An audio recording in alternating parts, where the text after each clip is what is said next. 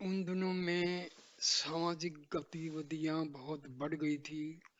कलकत्ता में हम कुछ मारवाड़ी नवयुवकों ने मिलकर एक गुप्त समिति की स्थापना की। ये हनुमान प्रसाद पोद्दार जी भाई साहब बता रहे हैं। उस समिति का उद्देश्य राजनीतिक नहीं था, सामाजिक तथा सेवा करना था, परंतु उसके सारे कार्य गुप्त रखे जाते थे। हमारी जो मारवाड़ी नवयुवकों की छोटी सी समिति थी उसमें भी चार भाग थे। जो चौथा भाग था वह तो केवल सामाजिक कार्य करता था, राजनीतिक कार्य करता ही नहीं था। तीसरा भाग जो था उसका कुछ कुछ राजनीतिक गतिविधि का भाग था। पता भले ही था पर वह भाग नहीं लेता था। दूसरे भाग वाले लोग बाहर से सहायता करते थे। जो प्रथम श्रेणी के थे उनको अपने समिति के कार्यों का पूरा पता था। सबके जिम्मे अपने अपने काम बांटे हुए थे। गुप्त समिति में हम लोग लगभग 25 लड़के थे, जिसमें सदाचार संहिता के नियम पालन कराए जाते थे और समाज सुधार का ठोस विचार तथा कार्य होते थे। वह गुप्त समिति भी प्रधान रूप से सामाजिक कार्य करती थी। उस समिति के अंतर्गत एक समिति और बनी, वह राजनीतिक रुचि रखती थी, पर वह राजनीतिक शुद्ध राजनीति नीति कांग्रेस तक जाने की। उनके अंतरंग एक और समिति बनी, वह विप्लववाद का समर्थन करती थी। उसका हिंसा में विश्वास था। चौथी समिति थी, उसमें शपथ आदि के कड़े नियम थे। यह काम हमारा चल रहा था। मैं उस समय चौथी गुप्त समिति थी उसका सदस्य था। मारवाड़ियों में तो हम प्रथम थे, बंगालियों में तो कहीं दूर दूर में रहे होंगे। पर बुदयाल हिम्मत सिंह का भी उसी समिति में थे, जो बाद में कलकत्ता हाई कोर्ट के वकील बने।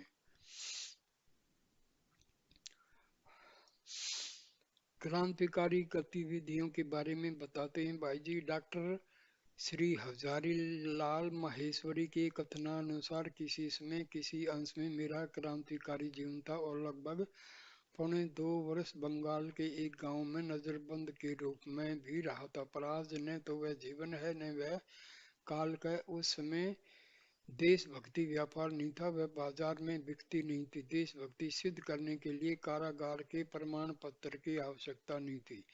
वह था मातृभूमि की स्वतंत्रता के लिए बिना किसी आशा आकांक्षा के जीवन को उत्सव कर देने का निर्मल भाव। हजारों हजार उगते और चढ़ते सूर्य जैसे नवयुवकों ने अपने को उत्सर्ग कर दिया था।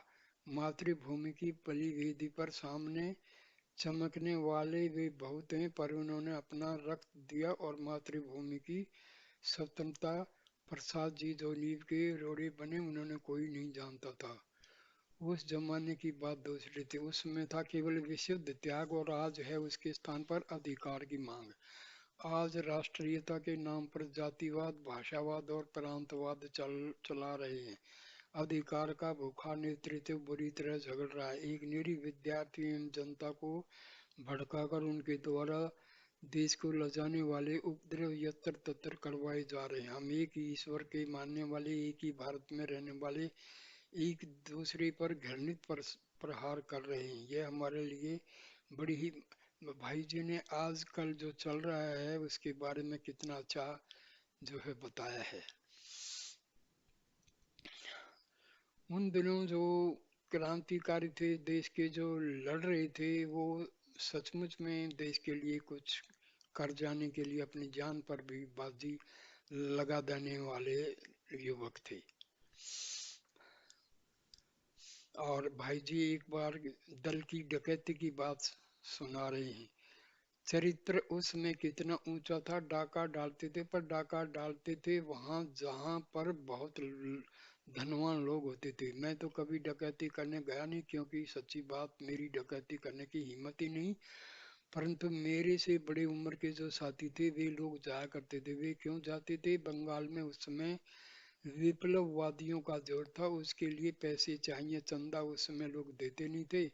विप्लववादियों से लोग डरते थे। कुछ लोग छिप छिप कर देते थे, कुछ लोग छिप कर सहानुभूति भी रखते थे। कमाई उनकी कुछ थी नहीं, तो वो क्रांतिकारियों को खर्च करने के लिए पैसा कहाँ से आए, इसलिए सोचा जाता था कि जिनके पास बहुत रुपए उनके घर से वसूल किया जाए। बड़ी विचित्र बात सुनाता हूँ आपको। वे नौजवान लड़के पिस्तौल आदि लेकर डाका डालने जाते। किसी के घर गए तो देखा घर में बूढ़ी दादी माँ है तो उनके चरणों में जाकर प्रणाम किया। वे पूछती बेटा कैसे आए, तब वे सच्ची बात कहते माँ जी देश के लिए धन की जरूरत है और हम लोग देश के लिए आपकी सेवा में आए हैं, धन की भिक्षा मांगने आए हैं, डाका डालने का नहीं कहते। हमें पता लग गया है कि आपके घर में आवश्यकता से अधिक धन है, आप अपनी इच्छा से हमें जो कुछ दे दें हम लेकर चले जाएंगे। पुरुषों से कहते यदि नहीं दोगे तो हम जबरदस्ती ले जाएंगे, आपका धन पवित्र हो जाएगा, वह देश के काम आ जाएगा। इस प्रकार कहकर वे यदि कुछ दे देते तो जो भी दे देते उसी में संतोष करके लौट आते। डाका नहीं डालना, किसी को सताने। यदि वे लोग मानते तो पिस्तौल निकाल लेते, पिस्तौल निकाल कर माताओं से कहते आप तो अलग हो जाओ, आप हमारी माँ हो, तुम हमारी बहन बेटी हो, तुम भी अलग हो जाओ। पुरुषों से निपटना है और उनसे कहते चाबी दो, चाबी लेकर जितना मिलता उसे ले जाते, परंतु मजाल नहीं कि एक पैसा भी उसमें से अपने काम में लेते। मैं ये नहीं कहता कि यह पद्धति अच्छी थी, हिंसा की पद्धति तो खराब ही थी, पर उनका भाव बड़ा ऊंचा था। वह भाव आज है ही नहीं। आज तो देशभक्त भी पहले सोचता है कि मुझे क्या मिलेगा। उसमें उन लड़कों को क्या मिलता था, उनको मिलता था अपमान, घर वालों का तिरस्कार, घर वाले उन्हें घर से निकाल देते थे, उन्हें मिलते थे पुलिस के डंडे, बिजली के झटके और फिर जेल हो जाती थी या फांसी हो जाती थी। यह सब वह हंसकर जो है सह लेते थे। उसमें मन में बहुत उमंग थी, किसी भी बदले की आधिकारिक कार्तिकी यश की इन क्रांतिकारियों के मन में किसी प्रकार की कल्पना भी नहीं थी। विशुद्ध देश सेवा और देश सेवा के लिए चुपचाप प्राणों का परित्याग कर देना उनका उद्देश्य था। आजादी के दीवाने थे ये उन दिनों का। अब ये आ, रोड़ा कांड, ये घटना सुना रहे हैं। रोड़ा कंपनी के नाम से बंदूक बनाने वालों का एक फर्म था। उस फर्म से पिस्तौलों का चोरी हो जाना बंगाल में क्रांतिकारी कार्यों में वृद्धि का सबसे प्रमुख कारण था। 26 अगस्त 1914 बुधवार के दिन जिस क्लर्क के जिम्मे कस्टम ऑफिस से बंदूक का और गोलियों के पार्सल छुड़ाने का कार्य था, उसने 202 पेटियों को वहां से छुड़ाया, पर अपने मालिक के बंसी टोड रोड स्थित गोदाम में वह सिर्फ 192 पेटियों को ही लेकर आया। उसके बाद वह यह कहकर वहां से चला गया कि बाकी बची हुई पेटियों को लेकर वह वापस आ रहा है। वह फिर कभी नहीं लौटा। 3 दिन के बाद इस घटना की रिपोर्ट पुलिस में दी गई।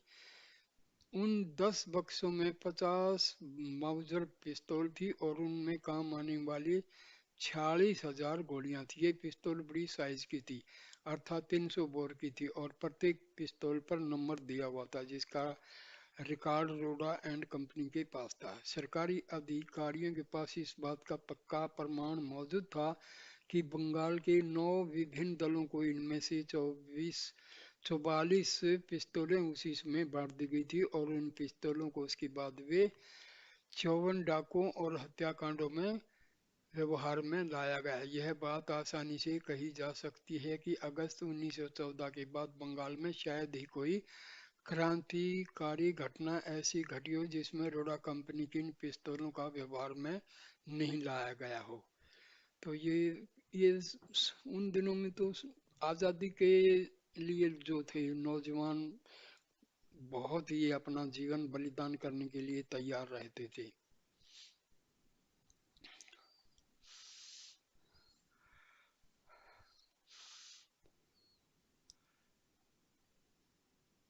15 जुलाई 1955 को इसके पश्चात श्री रघुनाथ प्रसाद जी सिंघानिया को लिखे पत्रों में भाई जी ने अपने क्रांतिकारी जीवन की बहुत सी बातें लिखी हैं। पत्रों के कुछ अंश देखिए। ये है 15 जुलाई 1955। प्रिय श्री सिंघानिया जी से प्रेम हरि समरण। सन 1914 की घटना का इतिवृत्त जो आपने लिखा है वह बिल्कुल सत्य है। क्लर्क का नाम जहाँ तक मुझे याद है श्री चंद्र मित्र था। इस घटना के कुछ दिनों बाद हमारी दुकान में जो पार्क कोठी में थी तलाशी हुई थी, पर मेरे ससुर श्री मंगतूराम जी श्रावगी का पुलिस वालों के साथ कुछ संबंध था। उनके प्रयत्न से वे सब कागजात उसमें दबा दिए गए थे। भाई फूलचंद चौधरी के मकान में पिस्तौलों के ये ये एक्चुअली मैं इसलिए बता रहा हूँ कि देखो किस प्रकार उनके दिल में पहले देश को आजाद कराने की दोनों सवार थी, और उस आजादी के बाद जो है उन्होंने किस प्रकार अपने देश की और अपने धर्म की जो है बहुत बड़ी सेवा की थी। तो ये हमारे हनुमान प्रसाद जो थे, उन्होंने सचमुच में पहले आजादी के लिए जीवन बलिदान कर दिया और फिर सब कुछ जो है न्यौछावर कर दिया हिंदू धर्म की सेवा के लिए। ऐसे महानुभाव जो है ना बहुत ही कम हुआ करते हैं।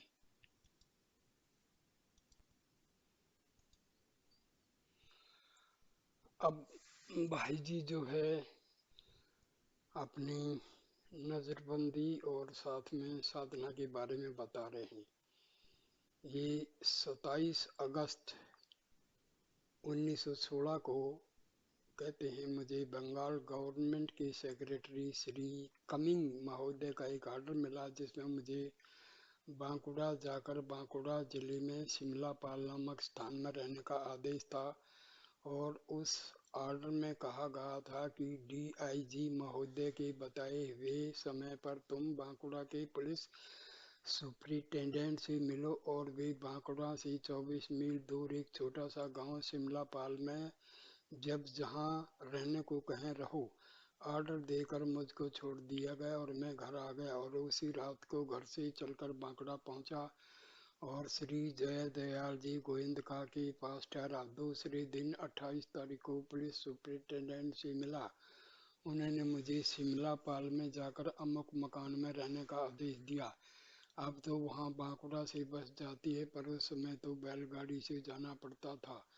दो स्थानों पर छोटी छोटी नदियाँ पार करनी पड़ती थी। अब तो नदियाँ पर भी पुल बन गए हैं। रात को 9 बजे बांकुड़ा से रवाना हुआ तो दूसरे दिन 12 बजे पहुंचा वहां के पुलिस अधिकारी की बताए हुए छोटे से झोंपड़े में, जिसको उन्होंने पहले से तैयार कर रखा था। रहने लगा। वहां मैं लगभग पौने 2 साल तक रहा। सरकारी 80 रुपये महीना खर्च के लिए देती थी। 30 रुपया मुझको और 50 रुपया कलकत्ता के मेरे घर वालों को। उस समय बहुत सस्ती चीजें थी, इसलिए 30 रुपया मेरे लिए बड़ी ठाट बाट से रहने योग्य थे। 30 रुपये में उस समय मैं राजा की तरह रहता था। मैं अकेला कितना खाता तो बाकी जो पैसा बचता है वहाँ गरीबों में बांट देता। वहाँ पर भी मेरे पास कभी पैसा बचता नहीं था, वहाँ गरीबों में बांट देता। वहाँ पर भी मेरे पास कभी पैसा बचता नहीं था। इतना ही नहीं, शिमला में गेहूं आटा मूंग की दाल नहीं मिलती थी और सब चावल आदि तो मिलते थे। चावल 1.5 रुपये का 1 मन और बढ़िया चावल उसमें 3 रुपये का 1 मन मिलता था। दूध 2 पैसे का सेर, घी 1 रुपये का 2.25 सेर मिलता। 1 पैसे का चावल कई दिन तक चलता। तो मेरे लिए गेहूं का आटा, दाल, देसी चीनी, अचार, पापड़ आदि ये मारवाड़ी घर की चीजें जय दयाल जी गोविंदका और श्री बख्श जी बाजोरिया बराबर बैलगाड़ी में भेजते रहते। बिना किसी डर या संकोच के 2.25 साल तक भेजते रहे। मेरे गिरफ्तार होने के बाद कलकत्ते में घर पर कोई पुरुष नहीं था। केवल मेरी बूढ़ी दादी, मेरी माँ, पत्नी और 2 छोटी बहनें थी। पैसा पास था नहीं। दादी जी ने सब संभाला, 1 पैसा किसी से नहीं लिया। घर वाले, परिचय वाले, मित्र दोस्त सब अलग हो गए। किसी ने घर वालों से संपर्क नहीं रखा। समाज के अच्छे अच्छे लोग जिनसे मेरा संपर्क था, उन लोगों ने घर वालों से मिलना बंद कर दिया। उन लोगों ने चुपके से दादी जी को कहला दिया कि हमारे पास कोई तुम्हारा आदमी नहीं आवे। इसका यह अर्थ नहीं है कि परिवार वालों के मन में द्वेष आ गया था।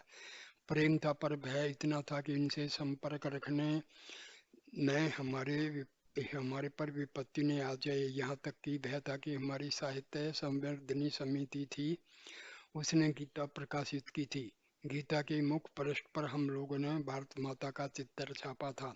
जिसके एक हाथ में गीता थी, दूसरे हाथ में तलवार। हमारी उस समिति के मंत्री श्री नारायण बाजोरिया थे। इतना भय हुआ कि उनके चाचा जी श्री रामलाल जी ने वह गीता जला दी, क्योंकि उसके ऊपर वैसा चित्र था। श्री जय दयाल जी गोविंद का जब जब बांकुड़ा आते तब मेरी दादी से अवश्य मिलते। इनके अतिरिक्त उस समय दादी से उनके सुख दुख की बात पूछने वालों में कलकत्ता समाचार के संपादक डॉक्टर झाबरमल जी शर्मा, श्री राम कुमार जी गोयनका, श्री बनारसी प्रसाद झुंझुनवाला और मोतीलाल जजोदिया थे। इन लोगों की उस समय यह सहानुभूति मुझे हमेशा के लिए उन लोगों का कृतज्ञ बनाए हुए है। शिमलापाल छोटा सा गांव था, सब बंगाली ही बंगाली थे। केवल पुलिस में 2 सिपाही बिहार के और एक यूपी के थे। शिमलापाल में रहते रहते लोगों से बड़ी आत्मीयता हो गई और वह मेरा घर सा बन गया। मेरे से सभी बड़ा प्रेम करते, घर का व्यक्ति मानते। पास में ही थाना था, तो पहले तो प्रतिदिन प्रातः 7 बजे थाने में जाकर हाजिरी देने का नियम था। मेरी डाक भी पुलिस की मार्फत आने का नियम था। पर बाद में मैं इतना हिम्मत गया कि जब थानेदार बाहर रहता तो उसका सारा काम मैं करता। थानेदार श्री राजाराम मंडल और उसके परिवार के लोग मुझे अपने घर का ही सदस्य मानते। डाक में खोलता, उत्तर में लिखवाता, लिखने वाले मेरे नीचे काम करते, रजिस्टर में लिखता। मेरे लिखे हुए रजिस्टर अभी तक वहाँ पड़े हैं। अभी कुछ वर्ष पहले मैं गया था तो देखे थे। 6 महीने में ही वहाँ से मेरी अच्छी से अच्छी रिपोर्ट जाने लगी।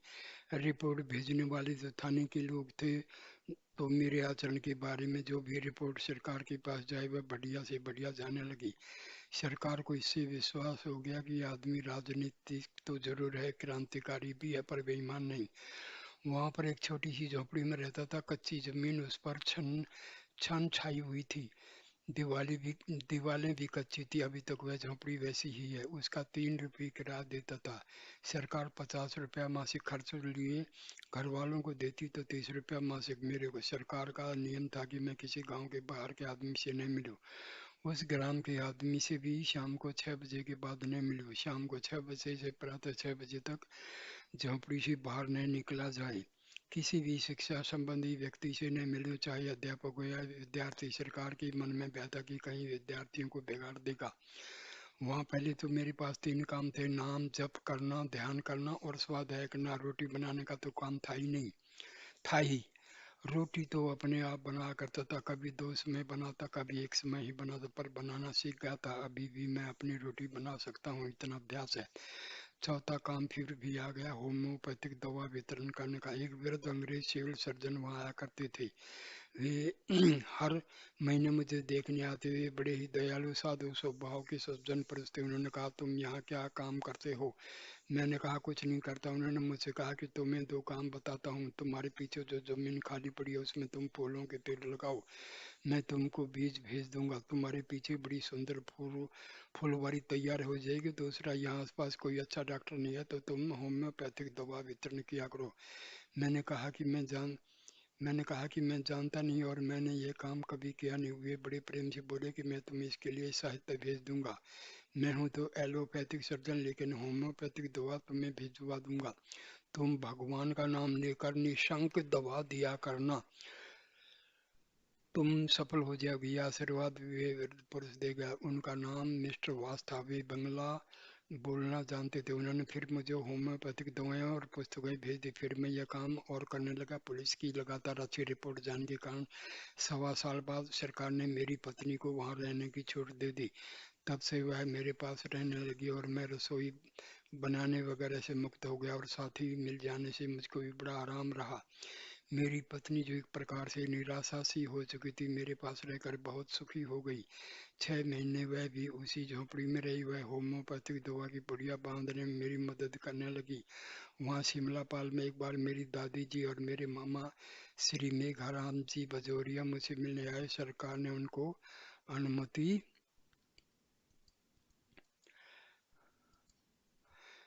दे दी थी।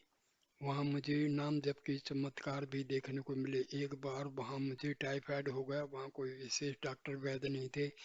एक बंगाली वैद्य थे, वे बेचारे आया करते। एक पुराने कंपाउंडर थे, वे दो चार दवाएं अपने पास रखते थे। हमारे पड़ोस में ही उनका छोटा सा घर था, वे बराबर आया करते थे। अकेला था, इसलिए एक दिन उन मन में घबराहट होने की। मन में आया कि क्या भगवान के नाम में इतनी शक्ति नहीं कि मेरी घबराहट मिटा दे। बस मैंने जोर से जब शुरू किया, थोड़ी ही देर मुझे केवल मानसिक शांति ही नहीं मिली, मेरा ज्वर भी उतरने लगा। नाम जपने से मेरा ज्वर उतार दिया, मुझे अच्छा कर दिया। एक और अनुभव और हुआ। समाचार मिला कि मेरी दादी कलकत्ता में बीमार है और वे मेरे से मिलना चाहती हैं। वे आने की स्थिति में नहीं थी। नियमानुसार मैं बाहर जा नहीं सकता था और इसके लिए बंगाल सरकार की आज्ञा चाहिए। कलेक्टर भी मुझे भेज नहीं सकते थे। कलेक्टर के मार्फत पत्र जाए तब कहीं काम बने। मैंने मन में बड़ी व्याकुलता हुई, इसी निमित्त मैंने भगवान के नाम का जाप शुरू किया। आप आश्चर्य करेंगे कि एक डिप्टी कलेक्टर मुआयने के लिए आए। वे कभी कभी थाने में आया करते थे, मेरे से मिलने आए। वे चरगांव के मुसलमान थे, पर थे बड़े सुहृदय व्यक्ति। उनकी बड़ी पहुंच थी। मैं राजनीतिक बंदी था, लेकिन लोगों के मन में बड़ा सम्मान था कि ये लोग देश के लिए कष्ट उठा रहे हैं। उस जमाने में जो राजनीतिक बंदी थी, मैं अपने लिए तो क्या कहूँ, ये सब स्वार्थ रहित थे। उनका केवल एक ही स्वार्थ था कि देश की स्वतंत्रता के लिए अपने प्राण दे देना। अच्छे लोगों के मन में उनके प्रति सम्मान था। यद्यपि सरकार का मन में बहुत डर था, पर मन में सम्मान था, इसलिए वे थे तो मुसलमान, पर उनके मन में बड़ी अच्छी भावना थी। उनसे मैंने सारी बातें बताई कि दादी बीमार होने से मैं कल ही जाना चाहता हूँ। उन्होंने कहा कि कल ही ऑर्डर आ जाएगा। मैंने कहा ऑर्डर तो कोलकाता से आएगा, कल कैसे आएगा। वे बोले कि आप देखिए तो सही।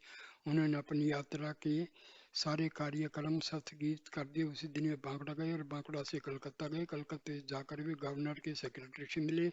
मिलकर उन्होंने कहा कि ऐसी ऐसी बात है, मैं देख कर आया हूँ कि उनकी बूढ़ी दादी बीमार है और उसे 15 दिनों के लिए जल्दी से जल्दी पैरोल पर छोड़ने से दूसरे दिन ही ऑर्डर आ गया। यह मैंने भगवान नाम का चमत्कार देखा। इसी तरह मुझे एक बार और पैरोल पर जाने की अनुमति मिली। 2 बार कलकत्ते गया, एक बार 7 दिन के लिए, दूसरी बार 15 दिनों के लिए। केवल वहाँ थाने में जाकर रिपोर्ट करके आ गया कि मैं जा रहा हूँ और लौटकर रिपोर्ट कर दी कि मैं आ गया हूँ। इसके पश्चात मार्च या शायद अप्रैल 1918 के शेष सप्ताह में मुझे बांकुड़ा कलेक्टर ने बांकुड़ा बुलाया और एक दस्तावेज पर सही करने का अनुरोध किया, जिसमें लिखा था कि मैं भविष्य में किसी भी राजनीतिक आंदोलन में भाग नहीं लूंगा। उन्होंने बड़े स्नेह से मुझे समझाया था कि तुम्हारे आचरण व्यवहार से सरकार बहुत संतुष्ट है, तुम्हें इस प्रकार के कार्यों में नहीं पड़ना चाहिए। परंतु मैं उनकी बात मान नहीं सका और मैंने उनसे स्पष्ट कह दिया कि मैं राजनीति से अलग रहने का कोई वचन नहीं दे सकता। मैंने कहा कि मेरी बुद्धि अब उगड़ता तो नहीं है, पर राजनीति में भाग नहीं लूंगा, यह बात नहीं लिखूंगा। उन्होंने कहा अच्छी बात है। इस पर उन्होंने फिर मुझे शिवपाल लौटा दिया।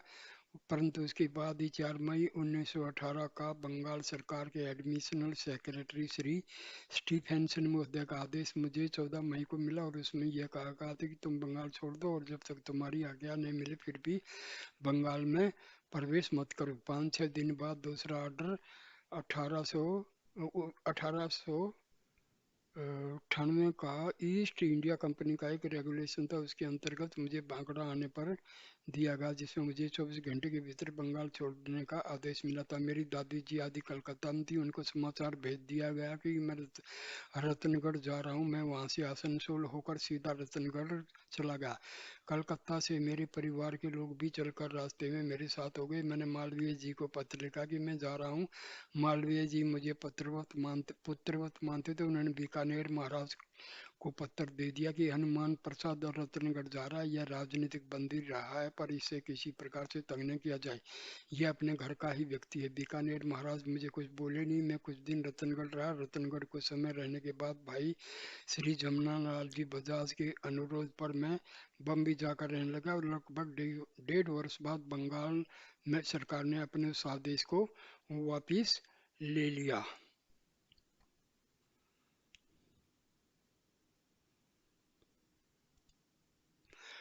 अब जो है भाई जी अपने बम्बई में जीवन का वृत्तांत सुनाते हैं। कुछ महीने रतनगढ़ रहने के बाद भाई जी जमनालाल लाल जी बजाज के अनुरोध से जिनसे मेरा परिचय तो कलकत्ते में ही हो गया था, बम्बई चला गया। घर वाले रतनगढ़ ही रहे बम्बई में। जमनालाल लाल जी ने मेरे साथ जैसा सदैव व्यवहार किया उसको मैं कभी नहीं भूल सकता। जमनालाल लाल जी से परिचय तो पहले का था, पर बम्बई में तो वे केवल मेरे परिचित जमनालाल लाल जी नहीं थे।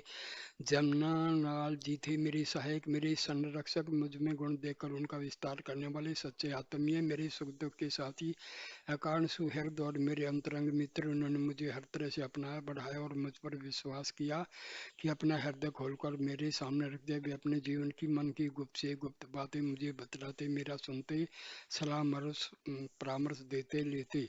आरंभ में उन्हीं की हिस्सेदारी में मैंने शेयर बाजार में काम शुरू किया। उसके उनके साले तथा प्रधान मुनीम श्री चिरंजीव लाल जी की हिस्सेदारी में मैंने रुई का काम प्रारंभ किया। पीछे ताराचंद जी, घनश्याम दास जी फ्रम के भाई श्री निवास जी पोदार की, बाल कृष्ण लाल जी की हिस्सेदारी में शेयर बाजार में काम किया। बंगाल भगवान के मंगल में विधान के अनुसार मुझे व्यापार में सफलता नहीं मिली। मिलती तो पैसे वालों का सा ही जीवन होता, पर श्री जमुना लाल जी, श्री चिरंजीव लाल जी, श्री निवास दास जी तथा श्री बाल कृष्ण लाल जी ने मुझसे जो अदृश्य व्यवहार किया वह सदा स्मरणीय है। मेरे द्वारा श्री निवास दास जी, श्री बाल कृष्ण लाल जी आर्थिक हानि हुई, पर उसके लिए उन्होंने कभी एक शब्द भी उल्हाने का तो कहा ही नहीं। मृत्यु के अंतिम क्षण तक दोनों भाई मुझे प्यार ही नहीं देते रहे, मेरा हृदय से आदर करते रहे। अब शीर्षस्थ नेताओं से घनिष्ठ संपर्क के बारे में भाई जी बताते हैं। बम्बई में महात्मा गांधी से बहुत निकट का घरेलू संबंध हो गया। वहाँ कई बार मेरे घर भी आए। वहाँ श्री विठल भाई पटेल, श्री वल्लभ भाई पटेल, श्री काका कालेलकर, श्री विनोबा जी, श्री दादा धर्माधिकारी, श्री कृष्णदास जी जाजू, श्री उमर सोमानी, श्री मौलाना शौकत अली, श्री मौलाना मोहम्मद अली आदि नेताओं से संबंध बढ़ा। श्री जमुना लाल जी की पड़ी के ऊपर एक बड़ा सा हाल जमुना लाल जी ने नेताओं के ठहरने के लिए सुरक्षित कर रखा था। जमुना लाल जी वर्धा में हों या बम्बई में, नेतागण उनके हाल में स्वच्छंद ठहरते। पैडी वालों को यह आदेश था कि वे नेताओं के लिए खान पान, बम्बई में भ्रमण आदि तथा आवश्यकता होने पर रेल किराया तथा अन्य खर्च की आदर पूर्वक व्यवस्था करें। जमुना लाल जी मानो इसमें देश के प्राय सभी नेताओं के आश्रय स्थल थे। वे बड़े बड़े नेताओं से परिवार में जाकर उनसे घरेलू संबंध स्थापित करते। बम्बई में पूज्य मालवीय जैसे मेरा संपर्क हुआ बहुत बड़ा। उनके दो पुत्र श्री राधाकांत मालवीय और मुकुंद मालवीय प्राय मेरे पास ही रहा करते थे। उस समय मालवीय जी महाराज की आस्तिकता कई घटनाओं द्वारा मुझ पर असर पड़ा। बम्बई में ही श्री कन्हैया लाल जी मुंशी, श्री जिन्ना, श्री मूला भाई देसाई, श्री पुरुषोत्तम दास, श्री ठाकुर दास आदि महानुभावों से मेरा न्यूनाधिक निकट का संबंध हुआ। तिलक महाराज के साथ भी मेरा संबंध था। उनके बाद ही महामना मदन मोहन मालवीय, डॉक्टर राजेंद्र प्रसाद जी, बाबू परसोत्तम दास टंडन, लोकमान्य तिलक, महात्मा गांधी आदि से निकट का संबंध हो गया। सन 1921 की बात है, मैं उस समय बम्बई में था। लाला लाजपत राय थे, वे मेरे पास ही ठहरे थे। उसमें जो हूँ मैं एक ज्योतिषी रहते थे, मुझे कौतूहल था, मैं उस ज्योतिषी के पास चला गया। शाम को लौट कर आ तो लाला लाजपत राय ने कहा, भैया तुम कहाँ गए थे? मैंने कहा जो हो गया था एक ज्योतिषी के पास। उसमें बहुत से लोग सर सीआर दास आदि गिरफ्तार हो चुके थे, पर ये अभी तक गिरफ्तार नहीं हुए थे। लाला जी ने कहा, अच्छा ज्योतिषी है, ठीक बताता है? मैंने कहा बताता तो है। बड़ी विनोद की भाषा में बोले, यार कल जाओ तो पूछ कर आना लाजपत राय कब पकड़ा जाएगा। अब बताइए यह क्या बात है? यह गिरफ्तार होने की इच्छा क्यों? उसमें सुख की प्रतीति हो गई। महात्मा गांधी के लेख उन दिनों नवजीवन में प्रकाशित हुए थे कि देश के लिए जल्दी से जल्दी गिरफ्तार होना चाहिए। उनके लेखों और व्याख्यानों के द्वारा उसमें एक ऐसी वातावरण का निर्माण हो गया कि देश के लिए जेल जाना गौरव की बात हो गई। लाला लाजपत राय श्री के व्यक्ति के लिए जेल जाने में गौरव की भावना हो गई। संत परवर पूज्य सेठ जी की आज्ञा मानकर बम्बई में सत्संग की शुरुआत। बम्बई जाने के बाद पूज्य सेठ जी जयदयाल गोयनका से संपर्क बढ़ा। 2-3 बार उनको बम्बई में बुलाया था। पूज्य सेठ जी जब पधारे तो कई दिन तक सत्संग का लाभ मिला। लौटते समय बोले यहाँ भी सत्संग चालू रखना चाहिए। प्रश्न आया कि हमेशा कौन बोलेगा? सेठ जी ने कहा तुम बोला करो। उस समय मुझे बोलना नहीं आता था, लिखने का तो कुछ अभ्यास था, पर बोलने का अभ्यास नहीं था। मेरी हिम्मत बोलने की नहीं थी, उनकी आज्ञा मानकर थोड़ा बोलने के लिए खड़ा हुआ तो पैर कांपने लगे, पसीना आ गया। कुछ दिन बोलने के बाद कोई दिक्कत नहीं हुई, खूब बोलने लगा। फिर बहुत लोग आने लगे। वहाँ बोलने से एक लाभ हुआ, जो बोलना है वह यदि सचमुच मन से बोलता है तो बोलने वाले पर जिम्मेदारी आती है। वह कहता है सत्य बोलो, यदि वह असत्य बोलता है तो आत्मा उसे कचोटती है। तुम किस मुंह से कहते हो कि सत्य बोलना चाहिए? सत्संग में बात वही कहनी पड़ती है जो अच्छी हो, और अच्छी बात जो कहता है उसके पल्ले पड़ती है। इस तरह मुझे वहाँ बोलने से लाभ होता है, चला गया। कमजोरियों बहुत लाभ होता गया, और सत्संग भवन बन गया। बम्बई में सत्संग भवन श्री शिवनारायण जी नेमानी की बाड़ी में प्रतिदिन गीता पर मेरा प्रवचन होता, गीता की पढ़ाई भी होती। सत्संग में कुछ लोग नियमित रूप से गीता पढ़ते। सत्संग के लिए प्रतिदिन अच्छी संख्या में लोग आते। बीच बीच में बम्बई तथा बाहर के लोग, बड़े गणमान्य विद्वान पुरुष भी आया करते। यहाँ मारवाड़ी विद्यालय में एक गीता क्लास खोला गया था, वह भी चला करता था। बड़ी निष्ठा के साथ विद्यार्थी विद्या अध्ययन करते। उन्होंने विद्यार्थियों में हमारे समाजवादी सच्चे नेता, जिनका कुछ ही दिन पहले निधन हुआ था, श्री राम मनोहर लोहिया भी थे, जो समय समय पर अपने भाषणों में इसका वर्णन किया करते थे। तो दोस्तों, मैं इस वीडियो को यहीं पर विराम देता हूँ। प्लीज़ मेरे वीडियो को जो है लाइक करो, कमेंट करो और शेयर करो, और मेरे चैनल को सब्सक्राइब करना। Thank you my dear friend, thank you Lord, thank you, thank you, thank